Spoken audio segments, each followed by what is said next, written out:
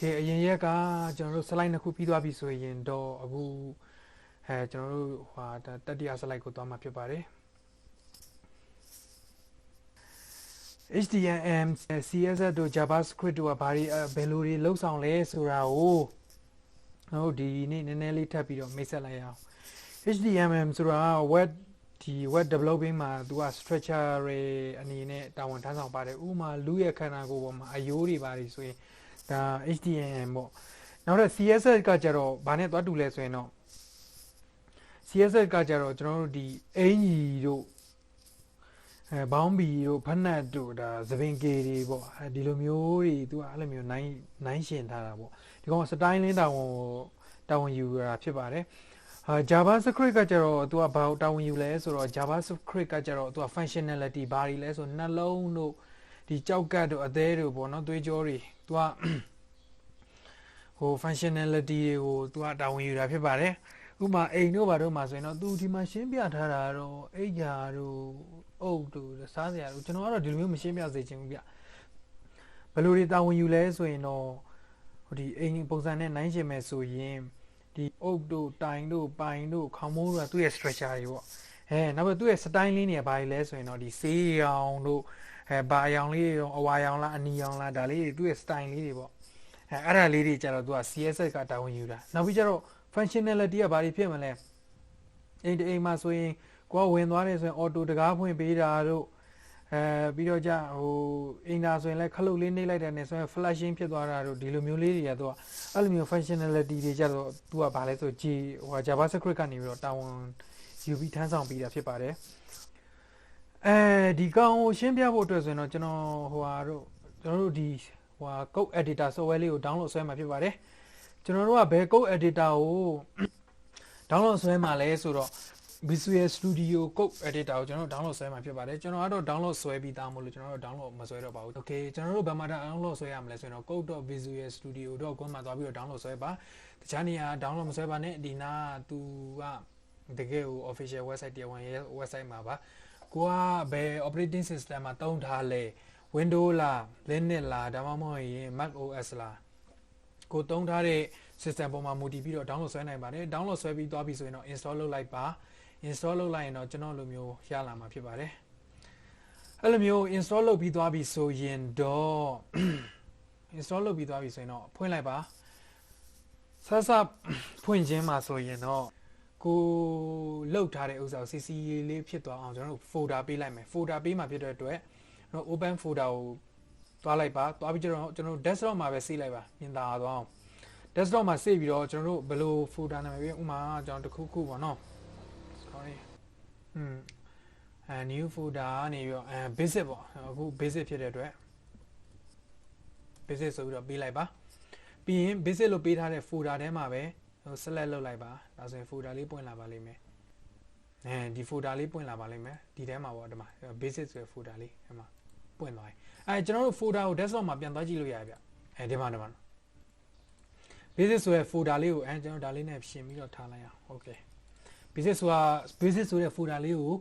ဒီတွေ့လိမ့်မယ်တွေ့ပြီးသွားပြီဆိုရင်တော့ကျွန်တော်တို့ကြည့်လိုက်ပါအဲ့ချိန်ကျရင်တော့ slide ကိုသွားမယ် slide ကိုသွားလိုက်တဲ့အချိန်မှာကျွန်တော်တို့ပြောနေတဲ့ဒီ HTML က structure လေးတာဝန်ကိုထမ်းဆောင်တယ်ဒါပေမဲ့ coding ရေးလိုက်တဲ့အခါမှာ code editor မှာသူကဥမာကိုကဒီ HTML file ကိုလိုချင်တယ်ဆိုရင်တော့ဒီတိုင်းသွားရှာလို့မရဘူးဒီထဲမှာသွားပြီးတော့ဟာ HTML ကဘာမှတော့ဘာငယ်ကျွန်တော်စလေးလာတော့ဘယ်မှာလဲဟာအဲ့လိုမျိုးကိုကလိုက်ရှာဘူးတဲ့ပေါ့မဟုတ်ဘူးဗျသူက HTML file ကိုလိုချင်တယ်ဆိုရင် .html နဲ့ဆုံးလိုက် HTML file ထွက်လာလိမ့်မယ်ဥပမာဒီမှာကျွန်တော်တို့ file လေးကို create လုပ်လိုက်အောင် index.html ဒါဆိုရင်လုံးဝ HTML file ထွက်လာလိမ့်မယ်ဒီလိုမျိုးလေးပေါ့အဝဲကန်လေးကိုပိတ်လိုက်ပါမလို့တော့ပါဒါဆိုရင်ဒါ तू က HTML file ဒီ file ထဲမှာရေးတာမှတည်းအကုန်လုံး HTML နဲ့ရေးလို့ရပါတယ် Okay နောက်တော့ကျွန်တော်ဟို CSS file ရေးမယ်ဆိုရင်လည်းဒီထဲမှာသွားရှာမတွေ့ဘူးကိုပါကို file လေးတစ်ခု create လုပ်လိုက်ပြီးရင် CSS လို့ဆုံးလိုက်တယ်နဲ့ဒါ CSS file ပဲ JavaScript လည်းထိုနည်းလည်းကောင်းမယ် JavaScript က အဲကောင်လေးကို .js ဆိုရင်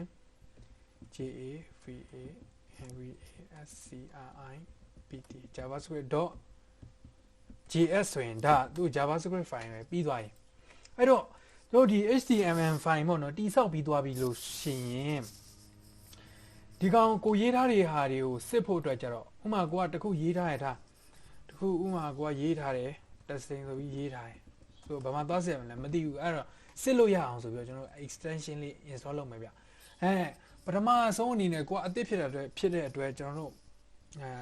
ကျွန်တော်လို extension တွေအများ install လုပ်စရာမလိုပါဘူးဒီ extension လေးပထမတော့ဒီ extension လေး install လုပ်ထားပါခင်ဗျအဲ့လို install လုပ်ထားမယ်ဆိုရင်ဒီ extension လေး install လုပ်ထားမယ်ဆိုရင်ဒီတိုင်းသွားဖွင့်လိုက်တဲ့အချိန်မှာ open in default browser ဆိုပြီးတော့ဆိုတာလေးပေါ်နေလိမ့်မယ်ဥမာဒီမှာကိုကြိုက်တဲ့ဟာကိုရွေးလို့ရပါတယ်ကျွန်တော်နောက်တစ်ခုထပ်ရှင်းပြချင်သေးတယ် browser ထဲမှာအကောင်းဆုံးကဘယ် browser လဲဆိုရင်တော့ Chrome browser ပဲအဲ့တော့ကျွန်တော်ရွေးလိုက်မယ်ဒီ code editor မှာ testing လုပ်တဲ့အချိန်မှာအကောင်းဆုံးကတော့ Chrome browser ပဲအားကြောင့်မို့ကျွန်တော်ဒါကို always default ဆိုပြီးတော့ထားလိုက်မယ်ပြီးရင်ဖွင့်လိုက်မယ်ဒီမှာ testing ဆိုတာလေးပေါ်နေကိုမှမရှိသေးဘူးဆိုရင်ဒီမှာဒီမှာသွားပြီး download ဆွဲလို့ရပါတယ် google.chrome တော့ပေါ့เนาะဒီမှာသွားပြီးတော့သူ့ရဲ့တရားဝင် website မှာသွားပြီး download ဆွဲလို့ရပါတယ် download ဆွဲပြီးသွားရင်တော့ icon ကို default ထားပေးပါဘာဖြစ်လို့လဲဆိုရင်တော့တခြား browser တွေကျွန်တော်စမ်းကြည့်တယ် Chrome ကအများကြီးအဆင်ပြေတယ်တွေ့ရလို့ Chrome browser ဆိုရင်ပို့ပြီးအဆင်ပြေပါတယ်ခင်ဗျ Okay နောက်ဆက် extension တစ်ခုကတော့like share like server ဆိုတာပေါ့ like share မဟုတ် like server ဆိုရဲဥစ္စာဘယ်လိုတာဝန်တွေထမ်းဆောင်လဲဆိုရင်တော့ဒီမှာကျွန်တော်တို့ဘာနဲ့သွားတူလဲဆိုရင်တော့ကျွန်တော်တို့test ဆိုပြီးတော့ရေးလိုက်တယ်ဆိုရင်ပေါ်လာမပေါ်ကျွန်တော်တို့ဒီမှာရိုင်းသွားလို့မှပေါ်တယ် test ဆိုပြီးတော့ refresh သွားလို့မှလို့ပေါ်တယ်ဒီကောင်ဒီ extension ကကြတော့ဘယ်လိုလဲဆိုရင်တော့ကိုက open with like server လို့